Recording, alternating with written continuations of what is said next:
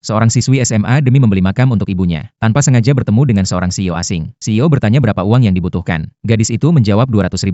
Tak disangka keesokan harinya, saldo di ponselnya justru bertambah $300.000. Namun gadis polos itu sangat berprinsip, karena merasa harus jujur. Ia pun segera mencari CEO untuk mengembalikan kelebihan $100.000 itu. Setelah mengurus pemakaman ibunya, ia datang ke bar tempat CEO berada. Saat itu CEO sedang bermain kartu sambil menelepon. Ia melihat gadis itu datang dan menyuruhnya menggantikannya bermain sebentar. Tak disangka dalam beberapa putaran saja, gadis itu malah kalah $900.000. Saat keadaan mulai kacau, CEO datang menyelamatkan situasi. Mengingat kesan awal bahwa gadis itu tamak, ia mengira gadis itu hanya wanita mata duitan, lalu membawanya ke kamarnya, dan langsung menanyainya untuk apa ia mendekat. Namun gadis itu menjelaskan, bahwa ia datang hanya untuk mengembalikan kelebihan $100.000 itu. Ucapannya membuat pandangan CEO langsung berubah. Ia pun memberikan uang itu kembali sebagai hadiah. Setelah itu CEO berbalik dan pergi. Ia kira pertemuan mereka hanya sekali itu saja. Namun tak lama kemudian, ibu gadis itu tetap tidak tertolong dan meninggal dunia. Gadis itu mengubur ibunya di makam paling mahal di kota, tanpa tahu bahwa area pemakaman itu milik keluarga CEO. Saat hari pemakaman, CEO kebetulan datang untuk inspeksi, dan tanpa sengaja melihat gadis itu. Dari asistennya ia tahu, bahwa gadis itu hidupnya penuh kesulitan. Demi biaya pengobatan ibunya, ia terpaksa bekerja di klub malam menjual minuman. Barulah CEO sadar, malah mahal yang ia bayarkan dulu. Sebenarnya demi menyelamatkan nyawa sang ibu. Saat itu juga, CEO yang biasanya tidak tertarik pada wanita, justru mulai penasaran pada gadis sederhana itu. Malam harinya demi bisa bertemu lagi, CEO datang lagi ke klub tempat gadis itu bekerja. Namun dari teman-temannya ia tahu, kalau gadis itu sudah berhenti kerja. Ia pikir pertemuan mereka berakhir di situ. Tapi sebulan kemudian, gadis itu mulai sering merasa mual dan ingin muntah. Dengan perasaan cemas, ia pergi ke apotek membeli tes pack, dan hasilnya benar positif 2 garis. Sekejap ia bingung dan tak tahu harus bagaimana. Ia teringat dirinya juga anak luar nikah, dan status itu membuat hidupnya penuh kesedihan. Akhirnya ia memutuskan datang ke rumah sakit, untuk menjadwalkan operasi aborsi besok. Saat ia keluar dari ruang dokter dengan wajah kosong, tanpa sengaja ia berpapasan dengan CEO yang datang ke rumah sakit. Melihat gadis itu linglung, CEO langsung menemui dokter,